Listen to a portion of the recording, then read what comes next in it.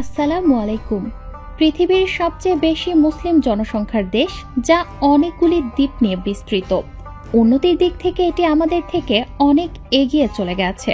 হ্যাঁ, আজ আমরা ইন্দোনেশিয়া ভ্রমণ করতে যাচ্ছি। এই দেশ এত উন্নত কিভাবে হলো? এখানে মানুষের জীবন কেমন? এই দেশে পৌঁছেই কিভাবে আপনি ধনী হতে পারেন? কিভাবে এই দেশ বিশ্বের ১৬তম সবচেয়ে শক্তিশালী অর্থনীতিতে পরিণত হয়েছে? এদেশে কিভাবে যাওয়া যায়, এসব কিছুই জানবো আজকের এই ভিডিওতে। তো চলুন ইন্দোনেশিয়ার সফরে বেরিয়ে পড়ি। এই দেশের অফিসিয়াল নাম রিপাবলিক অফ ইন্দোনেশিয়া। ইন্দোনেশিয়ার মোট জনসংখ্যা প্রায় ৩০ কোটি, যা জনসংখ্যার দিক থেকে বিশ্বের চতুর্থ স্থানে রয়েছে। ইন্দোনেশিয়ার মোট আয়তন ১৯ লাখ বর্গ কিলোমিটার। ইন্দোনেশিয়ায় আনুমানিক ১৭,০০০-টিরও বেশি দ্বীপ রয়েছে, তবে সঠিক সংখ্যা এখনও নির্ধারণ করা যায়নি। কিছু দ্বীপ জোয়ারের সময় ডুবে যায়, আবার কিছু নতুন দ্বীপও মাঝে মাঝে আবির্ভূত হয়। আয়তনের দিক থেকে এটি বিশ্বের ১৪তম স্থানে রয়েছে। ইন্দোনেশিয়ার স্থল সীমান্ত মাত্র ৩টি দেশের সঙ্গে যুক্ত, যেগুলোর মধ্যে মালয়েশিয়া, পাপুয়া নিউগিনি এবং তাইমুর লেস্টি অন্তর্ভুক্ত। তবে সমুদ্র সীমান্তে Australia, Singapore, Bharat, Singapore, Palau, Philippines, Thailand এবং ভিয়েতনাম অন্তর্ভুক্ত। ইন্দোনেশিয়া খুব সুন্দর এবং বিশ্বের সবচেয়ে বেশি মুসলিম জনসংখ্যার দেশ। ইন্দোনেশিয়াতে ৮৭% মুসলিম, বাকি ১৩% খ্রিস্টান, হিন্দু, বৌদ্ধ ধর্ম এবং অন্যান্য ধর্মের লোক রয়েছে। ইন্দোনেশিয়া মুসলিম জাতিগত সম্প্রদায় ও সংস্কৃতির নিবাস। এ দেশের সরকারি ভাষা ইন্দোনেশিয়া, তবে এর বাইরে ৭০০-র বেশি স্থানীয় ভাষা রয়েছে। এখানে লোকেরা তাদের প্রচলিত নৃত্য, সঙ্গীত এবং ফুনুন লাই গল্পের জন্য পরিচিত। ইন্দোনেশিয়া বিশ্বের উন্নয়নশীল দেশগুলির মধ্যে একটি, কিন্তু এখন এটি আরও দ্রুত উন্নতি করছে। এটি বিশ্বের উদীয়মান বাজারগুলির মধ্যে একটি, যদিও এই দেশের সম্পর্কে মানুষ খুব কমই জানে। বন্ধুরা, কমোডো ড্রাগন বিশ্বের সবচেয়ে বড় টিকটিকি শুধু ইন্দোনেশিয়ার কমোডো দ্বীপ ও আশপাশেই পাওয়া যায়। এরা সত্যিকার অর্থে ভয়ঙ্কর, তাদের কামড় প্রাণঘাতী হতে পারে। বন্ধুরা, কি আপনি জানেন এই দেশের অবস্থান এবং মানুষের আয়ের তুলনায় বাংলাদেশ থেকে ৩ গুণ বেশি? ইন্দোনেশিয়ার জিডিপি হল $৩৬ ট্রিলিয়ন, যা বিশ্বের ১৬তম শক্তিশালী অর্থনীতি। মানে মালয়েশিয়া, দুবাই এবং সৌদি আরবের চেয়ে বড় অর্থনীতি ইন্দোনেশিয়ার। এবং জিডিপির দিক থেকে এখানে মানুষের বার্ষিক আয় $৪,৮০০, যা বাংলাদেশ, ভারত এবং মালয়েশিয়ার থেকেও বেশি। ইন্দোনেশিয়ায় মূল্যস্ফীতির হার মাত্র ৪ থেকে ৫%, যেখানে বাংলাদেশের মূল্যস্ফীতির হার ১২% এবং ভারতে ৮%। এই দেশে ব্যবহৃত মুদ্রা হল ইন্দোনেশিয়ান রুপি, যা অন্যান্য দেশের তুলনায় অনেক দুর্বল। বাংলাদেশের ১ টাকা ইন্দোনেশিয়ান ১৩৬ রুপির সমান।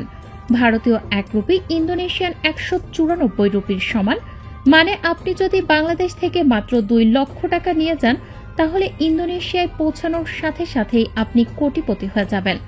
আসলে আজকের সময় কোটিপতি হওয়ার সবচেয়ে সহজ উপায় হলো এটি। বন্ধুরা, ইন্দোনেশিয়ার মানুষ খুব পরিশ্রমী এবং এই দেশের উন্নতির রহস্যও এটি। একসময়ে এই দেশ গরিব ছিল, কিন্তু আজ এটি বিশ্বের ১২শ বৃহত্তম ধনী দেশ। আপনি হয়তো ভাবছেন যে এই দেশ অনেক বছর ধরে স্বাধীন। সম্ভবত এই কারণেই এত উন্নতি ঘটেছে, যদিও এটি সত্য নয়।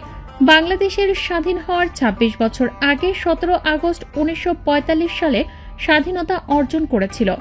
এর আগে ইন্দোনেশিয়ার মানুষও গরিব জীবন কাটাচ্ছিল। ১৬ শতক খ্রিস্টাব্দে পর্তুগিজরা মশলা কেনার অজুহাতে এখানে এসেছিল এবং এই স্থান দখল করে নিয়েছিল। ১৭ শতক খ্রিস্টাব্দে ব্রিটিশরা তা দখল করে নেয়। কিছু সময় ধরে নেদারল্যান্ডও এই অঞ্চল নিজেদের ক্ষমতায় রেখেছিল, কিন্তু দ্বিতীয় বিশ্বযুদ্ধ শেষ হওয়ার পর এই দেশ স্বাধীন হয়। বন্ধুগণ, আপনারা কি জানেন যে সবার আগে মোহাম্মদ আলী জিন্নাহ এ দেশের স্বাধীনতার জন্য আওয়াজ তুলেছিলেন? বন্ধুগণ, ইন্দোনেশিয়ার স্বাধীনতায় মোহাম্মদ আলী জিন্নাহেরও একটি গুরুত্বপূর্ণ ভূমিকা ছিল। ১৯৪৫-এ ইন্দোনেশিয়ায় স্বাধীনতার আন্দোলন যখন গতিশীল হল, তখন কায়েদে আজম মোহাম্মদ আলী জিন্নাহ ব্রিটিশ ইন্ডিয়ান আর্মির ৬০০ মুসলিম সৈন্যকে উৎসাহিত করেন, যাতে তারা ব্রিটিশ ইন্ডিয়ান আর্মি ছেড়ে ইন্দোনেশিয়ায় চলে যান এবং ইন্দোনেশিয়ার নেদারল্যান্ড থেকে স্বাধীনতার যুদ্ধে অংশগ্রহণ করেন। ৬০০ মুসলিম সৈন্য ইন্দোনেশিয়ায় চলে যান এবং স্বাধীনতা অর্জন করতে গিয়ে এর মধ্যে ৫০০ জন শহীদ হন। মোহাম্মদ আলী জিন্নাহ করাচি বিমানবন্দর থেকে নেদারল্যান্ডের বিমানবন্দরগুলো বন্ধ করার চেষ্টা করেছিলেন এবং এভাবেই ইন্দোনেশিয়ায় স্বাধীনতার যাত্রা সম্পন্ন হয়। 1995 সালে ইন্দোনেশিয়ায় যখন স্বাধীনতার গোল্ডেন জুবলি অনুষ্ঠিত হয়, তখন শহীদ হওয়া মুসলমান এবং মোহাম্মদ আলী জিন্নাহকে আদিপুরার সর্বশ্রেষ্ঠ স্বাধীনতা পদক দেওয়া হয়েছিল, যেটি ইন্দোনেশিয়ার সবচেয়ে বড় সম্মাননার খেতাব। ইন্দোনেশিয়া স্বাধীন হওয়ার পর প্রেসিডেন্ট সুকারানো ছিলেন, যিনি বিভিন্ন দেশ সফর করেছিলেন। অর্থনীতির মূলে ইন্দোনেশিয়া একটি কৃষি নির্ভর দেশ এবং তাদের জলবায়ু ও মাটির সবজি চাষের জন্য খুবই উপযোগী। দেশের বিভিন্ন অঞ্চলে ভিন্ন ভিন্ন সবজির চাষ হলেও সবচেয়ে বেশি উৎপাদিত ব্যবহৃত সবজিগুলোর মধ্যে কয়েকটি রয়েছে শীর্ষে: টমেটো, পেঁয়াজ, মরিচ, গাজর, বাঁধাকপি, ব্রকলি ও ফুলকপি, রসুন ইত্যাদি। অনেক সময় ইন্দোনেশিয়া চীন থেকেও কিছু সবজি আমদানি করে, তবে নিজেদের উৎপাদন ব্যাপক ও স্বনির্ভর পর্যায়ে রয়েছে, যেখানে বিশেষত পাম তেল রয়েছে এবং এ দেশ পাম তেলের উৎপাদনের দিক থেকে বিশ্বের সবচেয়ে বড় দেশ। এর পাশাপাশি অর্থনীতির 40% তেল, গ্যাস, পোশাক এবং আইন শৃঙ্খলায় অন্তর্ভুক্ত। এছাড়াও পর্যটন শিল্পও দেশের অর্থনীতিতে গুরুত্বপূর্ণ অবদান রাখে, যেখানে বালির মতো স্থানগুলি পুরো বিশ্বের ভ্রমণের কেন্দ্র। ইন্দোনেশিয়ার রাজধানী জাকার্তা, যা দেশের সবচেয়ে বড় এবং জনবহুল শহর। এটি বিশ্বের সবচেয়ে জনবহুল শহরগুলির মধ্যে একটি, যার মোট জনসংখ্যা 1 কোটি ছাড়িয়ে গেছে। জাকার্তা একটি অত্যাধুনিক এবং উন্নত শহর। সম্পূর্ণ শহর জুড়ে আপনি বিশাল ইমারত ও ভবন দেখতে পাবেন। জাকার্তার পুরনো নাম ছিল বাটাভিয়া, তবে তারও আগে এই এলাকার আরও কিছু নাম ছিল, যেমন সুন্দা কেলাপা। এটি ছিল প্রাচীন বন্দর নগরী। 1400 শতকের দিকে এই নামটি ব্যবহার হতো। জাকার্তা 1527 সালে যখন ফাতাহিল্লাহ নামে এক মুসলিম সেনাপতি এই শহরটি দখল করেন, তখন তিনি এর নাম দেন জয়াকার্তা, যার অর্থ জয়ের শহর। এরপর বাটাভিয়া 1619 সালে ডাচরা শহরটি দখল করে নাম দেওয়া হয় বাটাভিয়া এবং এটি ডাচ ইস্ট ইন্ডিজের রাজধানী হয়।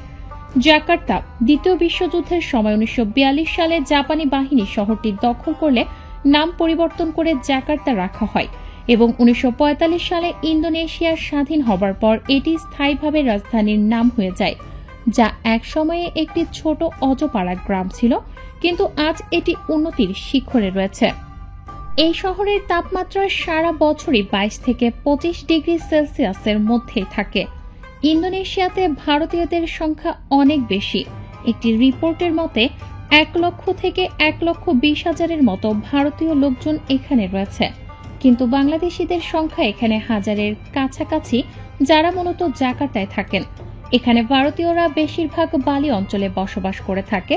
কিছু বাংলাদেশি লোকজন এখানে বিয়ে করে ইন্দোনেশিয়ার নাগরিকত্ব নিয়েছে, কিন্তু সমস্যাটি হলো যে আপনি দ্বৈত নাগরিকত্ব ধারণ করতে পারবেন না। আপনাকে একটি দেশের নাগরিকত্ব ছেড়ে দিতে হবে। বিয়ের 5 বছর পর আপনি এই দেশটির সিটিজেনশিপের জন্য আবেদন করতে পারবেন।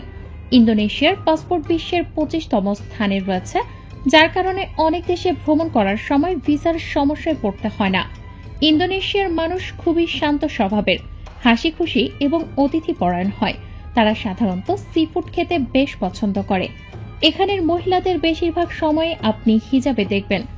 বন্ধুরা, ইন্দোনেশিয়ার স্ট্রিট ফুড মানে এক কথায় সুগন্ধি, মশলাদার এবং মুখে পানি আনা খাবারের রাজ্য। এখানে স্ট্রিট ফুড শুধু খাওয়ার জন্য নয়, বরং এটি সংস্কৃতির অংশ। রাস্তার পাশে ছোট ভ্যান, ঠেলা ও ওয়ারুং নামের দোকানে এসব খাবার বিক্রি হয়। মিষ্টি ঝাল এর সুন্দর কম্বো। অনেক খাবারে সয়া সস, পিনাট সস ও ভাজা রসুন থাকে। কিছু খাবারে কেফির, লাইম লিফ বা লেমন গ্রাসের সুগন্ধ। ইন্দোনেশিয়া অন্য দক্ষিণ এশিয়ান দেশগুলোর মতো বৌদ্ধ মানুষদের দেশ ছিল, যার চিহ্ন আজও আপনার নজরে আসবে। এই দেশে ইসলাম 14 শতাব্দীতে আরব বণিকদের মাধ্যমে ছড়িয়ে পড়ে, এমনকি এটি বিশ্বের সবচেয়ে জনবহুল মুসলিম দেশে পরিণত হয়। বন্ধুরা, এখানে আমি আপনাকে ইন্দোনেশিয়ার কিছু অবাক করা বিষয় বলতে যাচ্ছি। ইন্দোনেশিয়া বিশ্বের স্টেইনলেস স্টিলের যোগানদাতা।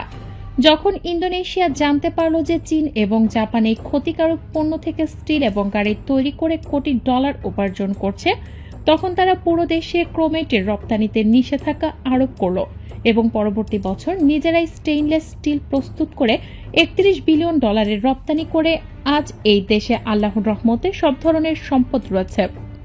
বিশ্বের সবচেয়ে দামি কফি ইন্দোনেশিয়ায় উৎপাদিত হয়। তবে আশ্চর্যের বিষয় হচ্ছে যে এই কফিটি সিভিট বিড়ালের মল থেকে তৈরি করা হয়। হ্যাঁ, প্রথমে বিড়ালটিকে কফি বিন খাওয়ানো হয়, তারপর তা হজম না করে বাইরে বের করে দেয় এবং এই কফি কিলো প্রতি 20,000 টাকায় বিক্রি হয়। ইন্দোনেশিয়ায় আপনি প্রাকৃতিক সৌন্দর্য ও চিত্ত বিনোদনের জীবনধারা উভয় দেখতে পাবেন। এর পাশাপাশি এটি ভ্রমণ করতে সিঙ্গাপুর এবং থাইল্যান্ডের চেয়েও কম টাকা খরচ হয়। এই কারণে 1 কোটি থেকেও বেশি সংখ্যক পর্যটক এখানে আসেন। পর্যটকরা এই দেশে ভ্রমণ করতে আসলে সবার আগে জাকার্তা পৌঁছান। বাংলাদেশ থেকে আপনারা জাকার্তার জন্য 1 লাখ টাকার আশেপাশে ফ্লাইট পেয়ে যাবেন, যা আপনাকে 9 থেকে 10 ঘন্টায় জাকার্তায় পৌঁছে দেবে। বাংলাদেশ থেকে ভিসা আপনি অনলাইনে আবেদন করতে পারেন, যা প্রায় $120 কাছাকাছি হয়। 4 থেকে 5 দিনে ভিসা প্রস্তুত হয়ে আসে। এটি জাকার্তার সুন্দর বিমানবন্দর, যা খুব আধুনিকভাবে তৈরি করা হয়েছে। একবার এখানে আসলে আপনি বুঝতে পারবেন জাকার্তা কত আধুনিক। বাস বা ট্যাক্সি ব্যবহার করে আপনি শহরের কেন্দ্রে পৌঁছাতে পারবেন। এই শহরে একবারের খাবারের জন্য আপনাকে 22,000 ইন্দোনেশিয়ান রুপি দিতে হবে। এটি অন্যান্য দেশের তুলনায় অনেক সস্তা। এই শহরে একটি জাতীয় স্মৃতিসৌধ আছে, যা শহীদদের স্মরণে তৈরি করা হয়েছে। যদি আপনি শপিং করতে ভালোবাসেন, তবে আপনি জাকার্তার ডাউনটাউনে যেতে পারেন। বিশ্বের বড় বড় ব্র্যান্ডগুলো আপনি এখানে দেখতে পাবেন। জাকার্তার নাইট লাইফও খুব বিখ্যাত। নিঃসন্দেহে এটি একটি মুসলিম দেশ, তবুও এখানে ক্লাব এবং বারগুলো রাতে খোলা থাকে। সারা রাত ধরে এই শহর আলোয় আলোকিত থাকে।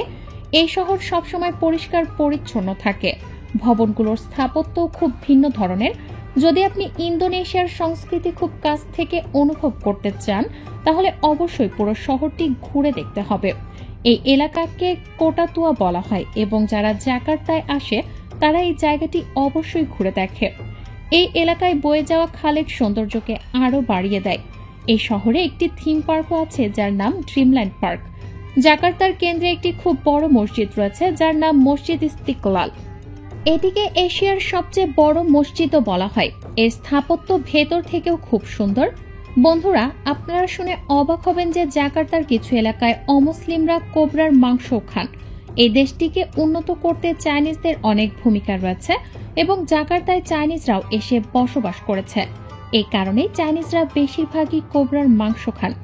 আসুন এখন আমরা জাকার্তা থেকে বালির দিকে যাই, যেখানে ভারতীয়রা সবচেয়ে বেশি সংখ্যায় বসবাস করে, কারণ এখানে 80%-এরও বেশি হিন্দু ধর্মের মানুষ বসবাস করে। ভারতের সবচেয়ে বেশি মানুষ বালি ভ্রমণ করতে এখানে আসে। বৌদ্ধ ধর্মের মানুষ এই শহরের সবচেয়ে বেশি রয়েছে। এই ছোট দ্বীপটি প্রাকৃতিক সৌন্দর্যে পরিপূর্ণ। সুন্দর সৈকতের আনন্দ উপভোগ করতে পর্যটকরা সবচেয়ে বেশি এখানে আসেন। বন্ধুরা, বালিতে আপনি সবচেয়ে বেশি মূর্তি দেখতে পাবেন। যারা বালি আসে তারা কোটার সৈকত পরিদর্শন অবশ্যই করে। বালিতে একটি এমন জঙ্গল রয়েছে যেখানে হাজার হাজার বানর উন্মুক্তভাবে ঘুরে বেড়ায়। বালিতে নাইপি নামের একদিন আছে, যেদিন সম্পূর্ণ দ্বীপ অন্ধকার ও নীরব হয়ে যায়। বিদ্যুৎ বন্ধ, ইন্টারনেট বন্ধ, কেউ রাস্তায় বের হয় না। এটা নতুন বছরের সূচনা উপলক্ষে পালন করা হয়। বন্ধুরা, এখানে আমি আপনাদের জানিয়ে রাখি, এই দেশের শিক্ষার হার 89%, যা একটি চমকপ্রদ বিষয়। মানে বেশিরভাগ লোকজনই এখানে শিক্ষিত। এই দেশের বিখ্যাত বিশ্ববিদ্যালয় University of Indonesia, Bandung Institute of Technology, যেখানে বার্ষিক পড়ার খরচ $3,000 থেকে $4,000 পর্যন্ত এবং থাকার খরচ প্রায় $200 পর্যন্ত হয়ে থাকে। বন্ধুরা, এই দেশ প্রাকৃতিক সৌন্দর্যে পরিপূর্ণ। আপনি এই দেশে ভ্রমণের জন্য আসতে পারেন, তার পাশাপাশি আপনি এখানে ব্যবসাও শুরু করতে পারেন। তবে এখানে কর্মসংস্থানের অভাব রয়েছে। এর প্রধান কারণ হলো যে সরকার এই বিষয়ে নিষেধাজ্ঞা জারি করেছে যে চাকরি সবার আগে ইন্দোনেশিয়ানদের দেয়া হবে এবং তারপরে বিদেশিদের দেয়া হবে। বন্ধুরা, এটি ছিল আজকের আমাদের ইন্দোনেশিয়াকে নিয়ে তথ্যপূর্ণ একটি ভিডিও। আপনাদের ভিডিও কেমন লাগলো মন্তব্যে অবশ্যই জানাবেন এবং আমাদের চ্যানেলটি সাবস্ক্রাইব এবং লাইক করতে ভুলবেন না। পরের ভিডিওতে দেখা হবে। আল্লাহ হাফেজ।